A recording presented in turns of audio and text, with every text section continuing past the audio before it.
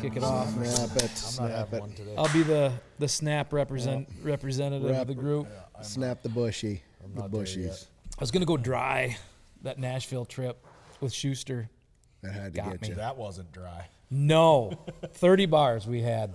We hit over the course of I don't know, 2.5 days. Yeah. Yeah.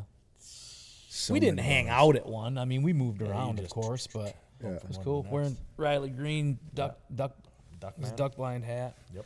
from his place there. It's pretty cool. What? Just small. What but was your go-to? What was your favorite one? Did you go to Snoop? Went to Snoop.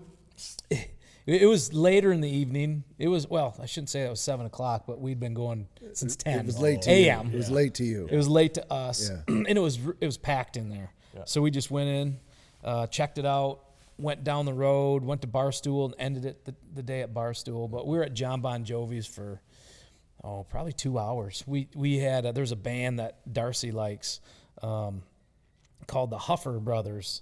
And I said, the Keefer Brothers? No, the Huffer Brothers, big hunters, and we saw them last time we were down at NWTF, and she follows them, and we found out where they're going to be, and it was fun, man. Nice. Yeah, we Did got you get a tattoo at JBJ's? You can go upstairs and get a tattoo. Yeah, you can get one up there? Yeah. Oh, this girl, this is a funny story. They have that bull in the kind of the back corner. Well, I went back to the bathroom and I was walking back, and she had one of the management, and she was just pointing the finger, yelling at him. He's so immature, and she has like her nail is ripped off. She has blood coming from her finger. And he left, and I said, "What happened?" That asshole running the bull threw me off in 5 seconds. She said, "I have a bull at my house. I'm a good rider." Ripped my fingernail off. I just started laughing and left. I'm like, that's only in Nashville. Yeah. You get people that come with a bull at their house. They ride. A real bull. She's like, "I'm a good rider," and he was an asshole, and he kicked me off on purpose. And Isn't that what he's supposed to do? yeah, I guess, Isn't that yeah. the purpose? I milked the cows this morning. We don't have cows. We have a bull. It's a bull. Yikes. Brother Yeah. Hezekiah. So that was good. I mean, you guys were there a month ago or whatever. So Yeah. it's I was there good. damn near back to back. Yeah, you That's were. hard to handle. Oh my God. Well, you stayed. Well, we're in Music Row, which I'd never been to before. Yeah. A lot of cool places around there. And then we did eat one night at the Detroit Cowboy, Kid Rock's place. Yeah. Yes. Cool setup, man. So I didn't get Really to go cool. because it wasn't open yet. Yeah, it wasn't. Opened right when we left. Yeah, right Yeah. when we left. We were going to go, but it wasn't open yet. Yeah. It was Pretty cool. It was sweet. Cool joint. It was just shout out to Detroit all over inside. That's awesome. Deer, mounts, and just cool decor, and they bring out we ordered this blackened pork chop. It was so good, and it's pricey there. I mean, Yeah. good steak's like $90. Yeah. So they bring out and they open this like case, and they hand you your knife, and they're heavy. They're like a high-end buck knife is Yeah. what they are. And I wanted to steal it. I really did, but I know they keep track of that Yeah. stuff. Oh, yeah, they definitely do. But it was cool. It was that was the last night we had dinner there. So yeah, that was cool. Yeah, Bob Detroit, Ritchie. Detroit Cowboy, like what a brand. What a great right? name. I mean, Yeah. nailed it. I'd like to go hunting with Kid Rock just one time. Yes. That would be fun. Oh, it'd be phenomenal. It'd be Get amazing. a little kid on a hunt. Like, would it be like a whitetail hunt or like an elk hunt or? I'd probably like Kid to Alaska Alaska? would be amazing. Alaska, like get him up there and like take him out to the wild would be incredible. I would end up with a bond something that would just be like, I mean, I'd end up with the whole routine would come out. Yeah. I'd be like, I'd be Would that way be your into- celly after you Oh, kill? 100%. Just like, my name is, and I just like, I would get so into it. God, I love that song. Yeah. I got that song on DVD when you had to order them, like when they came like in the box, like when you get like Wow, like Wow 73, like there's all those different ones. I ordered that first album, and it was such a college staple. Like that whole album was, oh my God. God, he's been around so for a many while, man. memories. Looking at those old pictures, it's like you forget when he came out. He was just like a rapper, He was like a rock white star rapper, man. And it was funny. I swear I don't remember who told me this now. One of my guy who I knew a long time ago. This was 15 years ago. He said he was in Las Vegas, and he was sitting at the bar, and this lone dude with a cowboy hat on with all this rap stuff and this jewelry was sitting at the table or at the bar next to him, and he just chit-chatting. And he says, yeah, I'm just trying to, this is in Vegas, just playing a show down here, just starting, just trying to get things going. And he says, hey, what's your name? He's like, Kid Rock. And he's like, this guy's never going to make it. He's like, and then he becomes what's he doing? A global phenomenon that he is. You know what changed it for me with him was when I saw him live. Oh. Yeah. So like you think about when Kid first came out, he went through social media wasn't anywhere near what it is now. Right. No. So accessibility to TRL is what he needed, is what he had. But accessibility Carson to these people, and who they are and their talent level in real life, wasn't really there. Yeah. And I went and saw him live the first time, and literally I was blown away. Yeah. I mean, he sang, he played guitar, he played drums, he played piano, every instrument on the stage, and not like. Yeah. He was He got doing after it. it. Yeah. And I'm like, holy shit, this guy's got talent. Yeah. So that changed my. He is one of the best live concerts. I mean, I think I've seen him probably 8 or 10 times. Every time he comes to Michigan, whether it's Detroit or I saw him up north one time at Boyne. That was incredible because it was on the in ski the winter hill. time. Yeah, That it was was in on the the winter. ski hill, Yeah. and that was just insane. And every time I see him, Crazy he Days, or what they call that back then? I can't remember now. What they called it, but yeah. I remember Buck Cherry Boyne opened up for him. You know that song? That was You're good. Crazy Bitch. Yeah. That one's they opened for him. Yeah. But he's just something else, man. And it's crazy today. I hear 2 beats of a Kid Rock song, and I'm like, I know exactly every word. I remember that, but I can't remember. Well, I probably don't remember every word because I'm not good with words. But in songs, I'm terrible at it. Actually. Lyricals. Yeah. I get made fun of by my family all the time At because least, I'm like, that's not the make words. everything sound like Eddie Vedder over here. Everything. Let's go. Yeah. On the music subject, just real quick and random, you guys, there's a Billy Joel thing out right now. Phenomenal. Oh, is it? Phenomenal. So good. I just saw it real quick. I've actually listened to Billy Joel for the last week based on the fact that of it. I watched that documentary. here's No what's- joke, here's I've what's done cool is they released the soundtrack of the documentary. Oh. So you can actually go and you can get the soundtrack of the documentary, which I did. Big Billy Joel fan to begin with, but yeah, it's so cool. Never knew the story of how he wrote the song Piano Man. Neither did I. I was fascinated. Spoil Do it. you want me to spoil it? Oh, That's it's cool. fascinating. I got it. So he's in a record agreement, and it's a shitty agreement, and he doesn't want to be in the agreement anymore. So he shuts it down. He's like, "Fuck it, I'm not going to make music, but I got to find a job, and the only thing I know how to do is make music." So he moves out to California. He gets a job at I think it's called the Executive Lounge. Yep, Executive He gets a Lounge. job there as a piano man, but he couldn't go by Billy Joel, and so his full name is William Martin Joel, Yeah. and so he went by Bill Martin, and so he went there and played music on the piano as Bill Martin. Lounge singer. Yeah. Like a lounge singer. That's what he was doing. And so that's how he wrote So Piano Man. the lyrics are him observing Exactly. a night playing music there. Yes. Yeah. It's literally Billy Joel writing a song about Bill Martin playing piano for people in a bar as a lounge singer. All those people are real people. Yeah. In the Waitresses practicing politics was his girlfriend. was his girlfriend at the time. Yeah.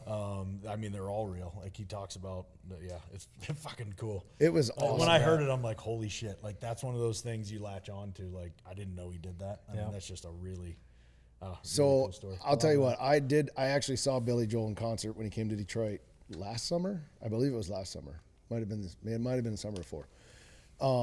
Also, an incredible live show. Like Billy was amazing. Is he 80 yet? Is he 80? He's up there. up there, yeah. He was amazing in concert. Saw him at Comerica, and I mean that place. When I turned around, we were on the floor, and I turned around, and I'm just like, look at this place.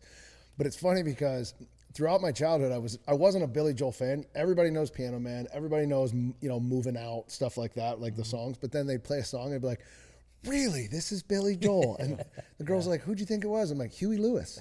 She's like, Huey Lewis. I'm like, isn't that Maneater or is that Uptown Girl? Like I was all confused, and I was like, this is Billy Joel. And every time the new album, I'm like, this is Billy Joel too. It's like, what are you doing? I'm like, I just couldn't believe, and the stories were amazing. And I was kind of making fun of it early on. If you listen to Billy Joel songs, he basically is right. The way he writes, it was incredible to me. It's how you and I would have a conversation, but he turns it into a song. So it's like a sentence. It's like, I went up on the top of the building and but it's like he actually writes that into a song. Like the way he envisions it, all of that stuff. But and it's long. So you gotta lean in because it was like the first one's over and it's like, and that was 1973. I'm like, holy Jesus, that is the documentary's long. Yeah, it's two episodes, like over 2 hours each. Oh, great. So, but I mean, God, it was good. It's an inside look, man. It's so cool. I think, and just talking about both those guys, like those musicians, what I key in on the most is they literally just said, fuck it, I'm going to be me. And that's what I'm going to do. Yeah. And look at where they are and what they've done. Some of the most influential musicians, at least in my lifetime. Yeah. I think it's so funny that, and this just goes to show, like, as artists or musicians, you can never really be satisfied with your own work, even when people love it.